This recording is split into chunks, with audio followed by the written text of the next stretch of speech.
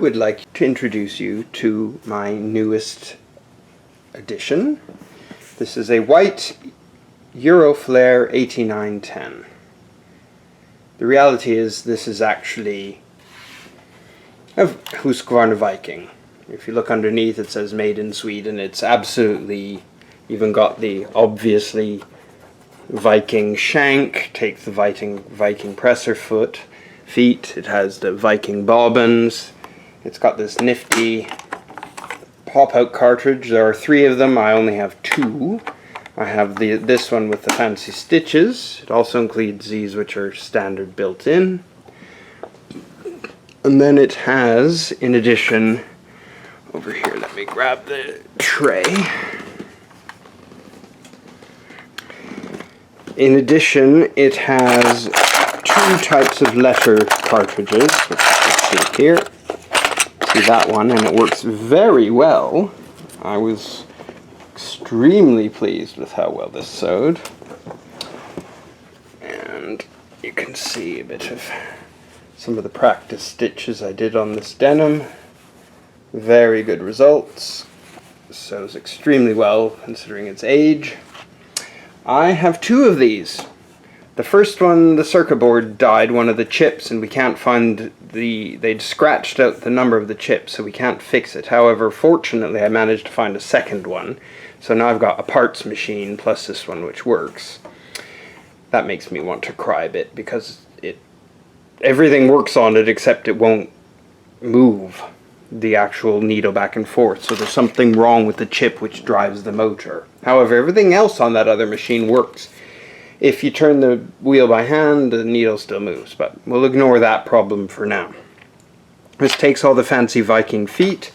It's got this accessory tray. It's also got this sewing table by default.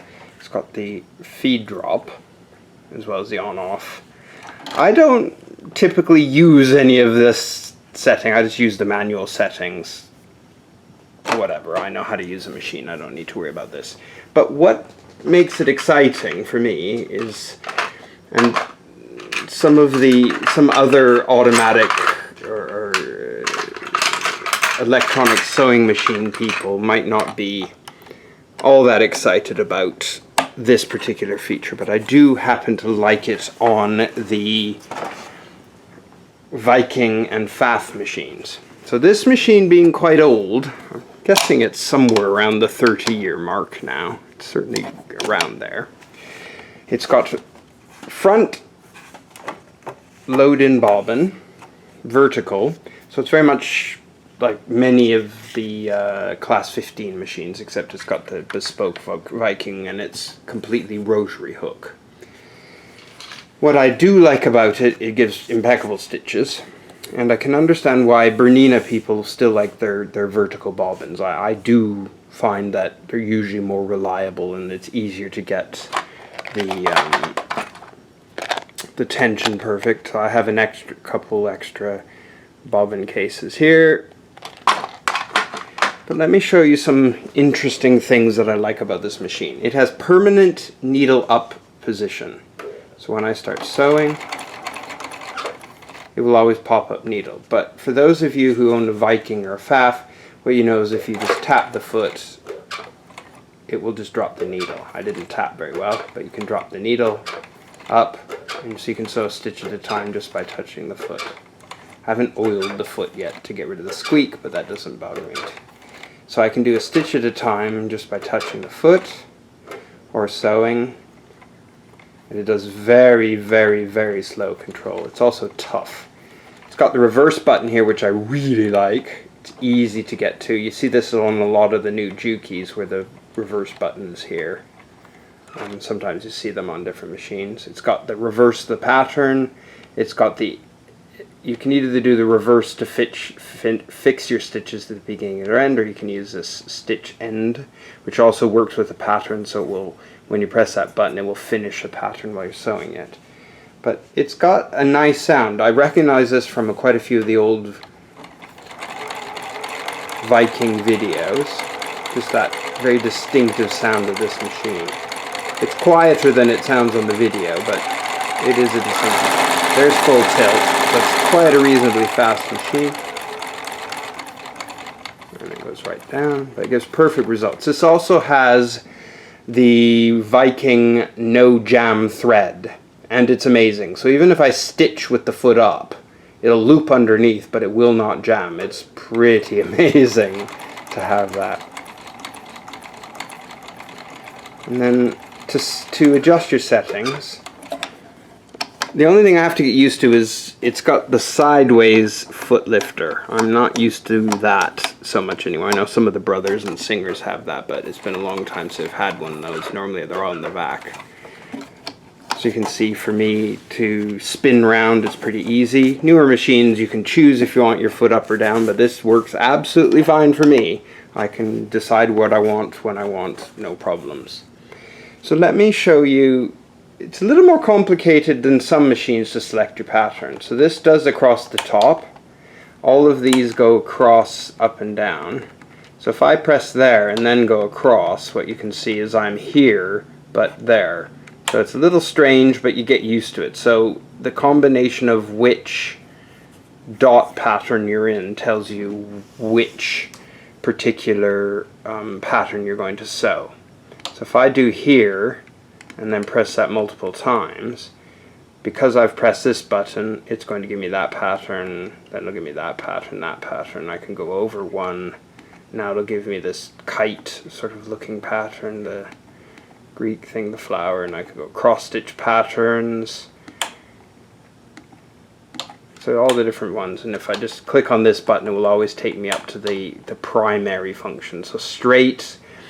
Now one thing is good about this machine is it does have needle position, and it's done on straight stitch using the left and right.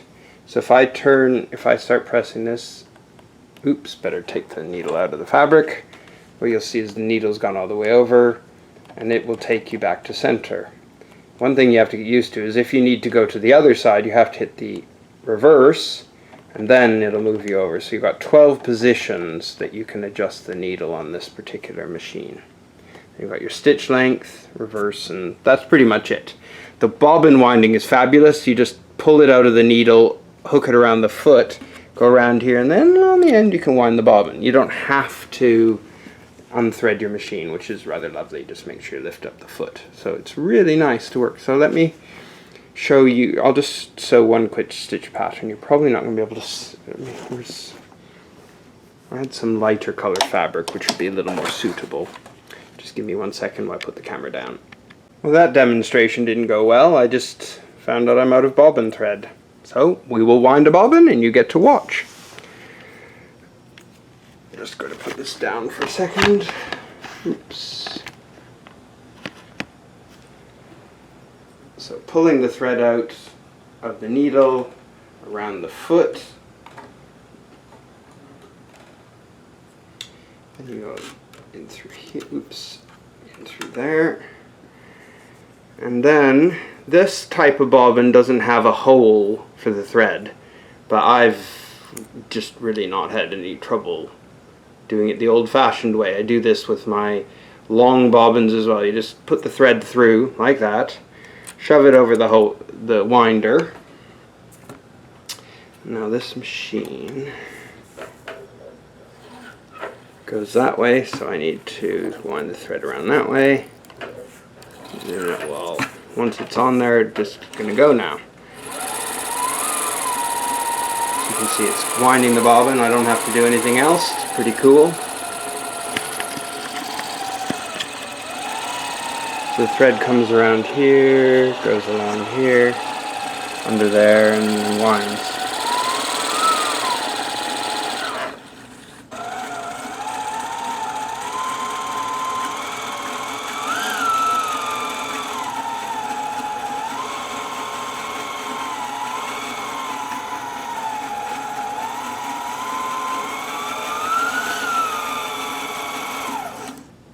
Okay, so the bobbin is now stopped and it's full, and I just have to put it in the bobbin case.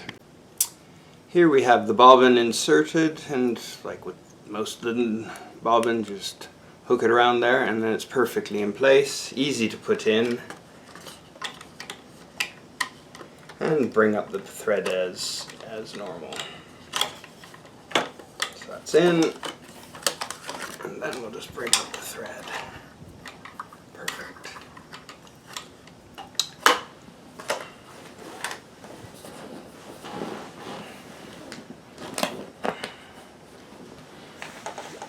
Here we go.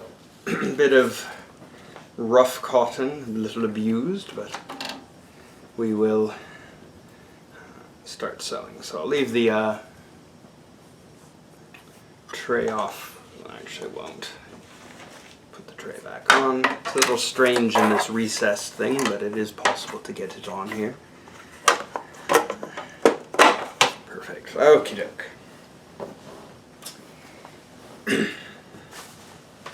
Bobbin is threaded, and I can show you some of the neat creature features on this. Straightforward for sewing, so you press the secure button and what will happen, I'm in straight stitch, so it does one stitch forward and then it locks it, stops, and then you press the button off and then you can sew.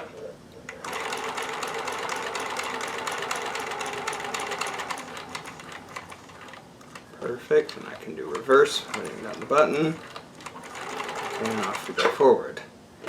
Foot down, foot up, or needle up, sorry. So let's take a look at some of these fancier stitches, just because it's fun. And in particular, we'll go with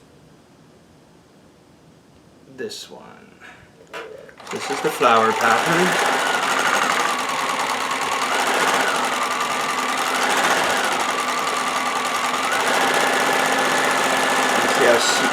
Smooth it is,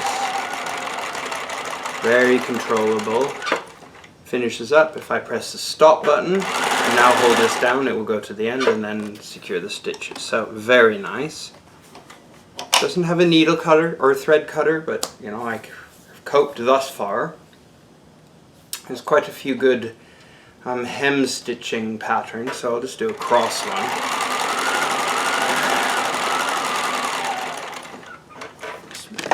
You can see that.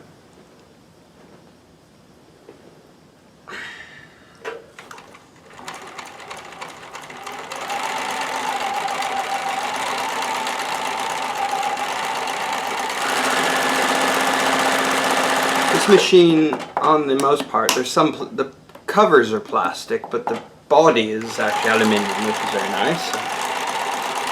It's very good and secure.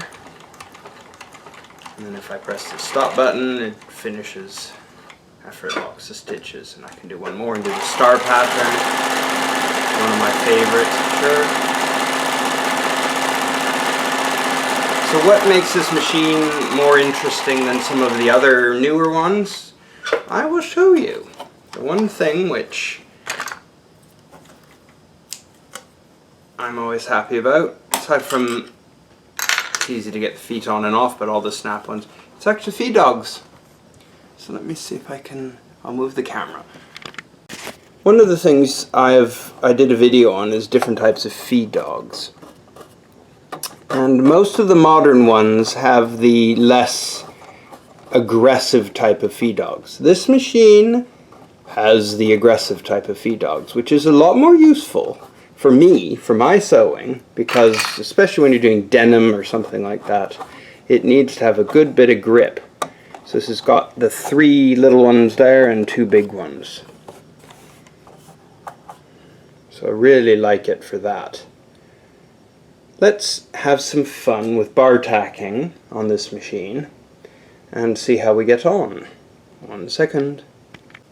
Okay. Here I have my latest pair of jeans, and I need to put the belt loops on. These are fairly jumbo belt loops, probably a little bigger than I want, so I'm going to shrink them down a bit. However, regardless of that, one needs to do bar tacks. And one of the problems we've got immediately when we start doing this is that there are a lot of layers. So we've got 1, 2, well, probably 1, 2, 3, 4, 2, 3, 4 layers plus 8. So we're talking 8 layers of denim just to put on a belt loop. That's no mean feat for most machines. And what I'm going to do is put this on, line this up, and to me, this is where the hyper lift comes in very handy. Even then, it's still a bit of a squish to get it under there. And unfortunately, these machines will cope with a little bit of abuse. So I'm going to put the scissors under there just to make it easier to get this under the foot. In fact, I'll do it that way. Put that down. Coming from the back side. I will wedge this underneath. So if I do this, pull this all the way back. In fact, if I lower the feed dogs, it makes it a lot easier. That's another thing I really like about the machine. The feed dogs drop is on the front outside, so it's really easy when you need to do this. Although on my FAF, as soon as you do a hyperextension of the presser foot, it drops the feed dogs anyway, just to make this kind of job easier. This is fiddly. No matter what, I've always had a little bit of a wrestle with this, but this machine is more than powerful enough to sew that, even though I'm kind of struggling here. And I think, for my benefit, I might just forget the foot and do the bar tack as a stationary zigzag, because then I can get this foot to hold it in place with the feed dogs down, and it's not going anywhere. So very much like the bar tack of a buttonhole. And we'll just do this as a nice zigzag at the top. We're almost lined up there. So that looks pretty good. There we go. So I can now put this in exactly the right spot and lower the needle. So I'm just going to put the needle down. Now I will use the zigzag, maximum zigzag width, feed dog drop. What I'll do to make this even more secure is I will use a multi-point zigzag, and that way it will drop a few times down on each.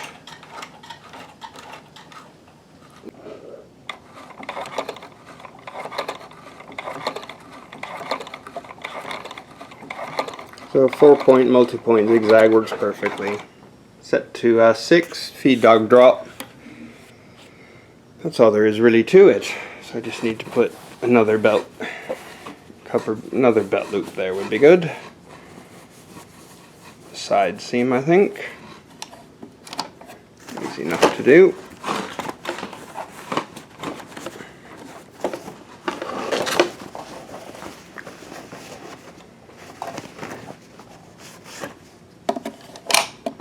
Okay.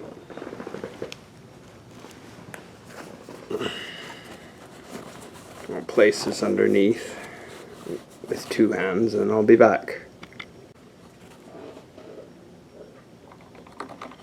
There we go.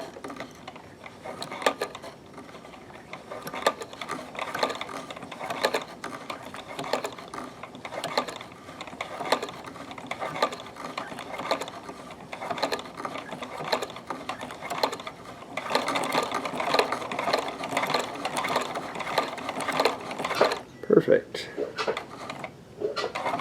Done.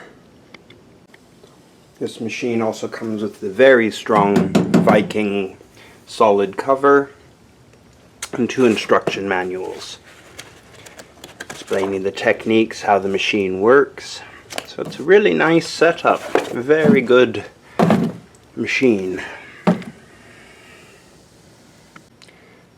I thought it would be fun to show you how the buttonhole, one of the types, this machine does quite a few different types of buttonholes, 4-step, then you've got all these pre-programmed ones, and you can adjust it for different fabrics and everything else. But this being on denim has historically been one of the worst things to do, and I've only achieved this with success on my Kenmore with the bottom feed buttonholer. However, I'm trying this out and it's working relatively well on this denim here.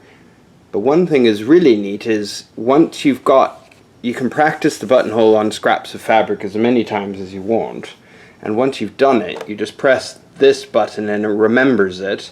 Then all you have to do is stitch it. So once you've got the settings right, it's really easy to get a duplicated buttonhole over and over and over again. So I thought this was quite fun. And I've done my measurements here, and 5/8, which is the size I need, is actually just at that line.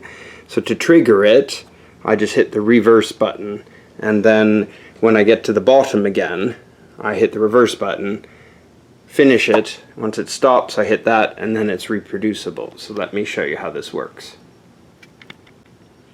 So off we go. And one thing the book recommends is sew at the same speed you plan to do all your buttonholes. So we're coming up to the 5/8 mark. Press the reverse button. It's now doing the keyhole part of the buttonhole. It's going back down. It's got to the bottom, I press reverse. It will now fix the stitches. See, it's locked them in. I press that button. Now watch, this is where it gets funky. So I'll just slide this over a bit, and so.